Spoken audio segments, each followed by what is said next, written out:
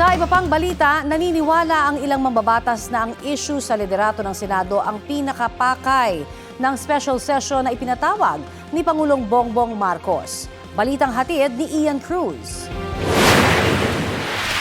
Nagsalita na po ang Pangulo. Get back to work.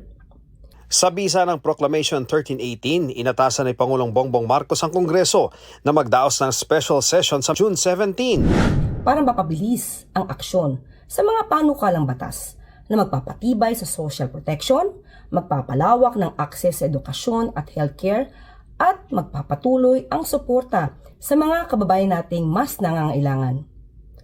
Nais din ng Pangulo na mapabilis ang pagbalangkas ng anti-political dynasty law. Ang Kamara, handa raw mag-special session. Si Senador Win Gatchalian, hinikayat ang mga kapwa-senador na magpunta.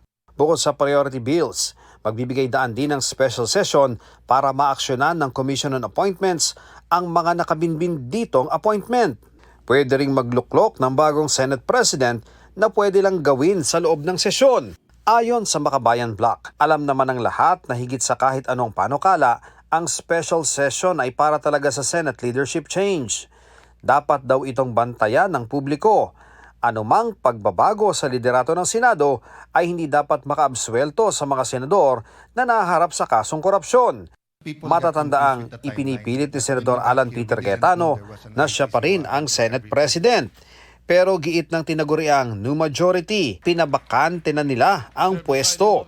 Ang sabi dati ni Palace Press Officer Undersecretary Claire Castro, nais ng Pangulo na maayos muna ang gusot bago siya magpatawag ng special session. Ngayong nagpatawag na ang Pangulo ng special session, hinihinga namin ang pahayag ng Malacanang kung sa mata ng Pangulo ay naayos na ang agawan sa pwesto. Itong weekend, pumukaw ng atensyon ang pahayag na ito ni Senador Joel Villanueva. Sa pagkakataon po na magkaroon ng special session, tutuparin po natin ang ating sagradong tungkulin sa ilalim ng ating saligang batas. We will be there. Pangako naman po ni Senator Cayetano, bababa siya pag may 13. Sana nga, meron kaming 13 talaga. Dahil ang alam ko dyan, yung pagkabasa ko, yung isa na mag-a-attend lang daw po, talagang gusto niya lang daw talaga para magkaroon po ng session. So, mag-a-attend daw po siya, pero no commitment yet na sasama po sa amin. Si Senator Joel po yun, sir, no? Opo. Hinihinga namin ang pahayag si Villanueva, gayon din si Senador Alan Peter Cayetano at kanyang mga kaalyado. Ian Cruz nagbabalita para sa GMA News.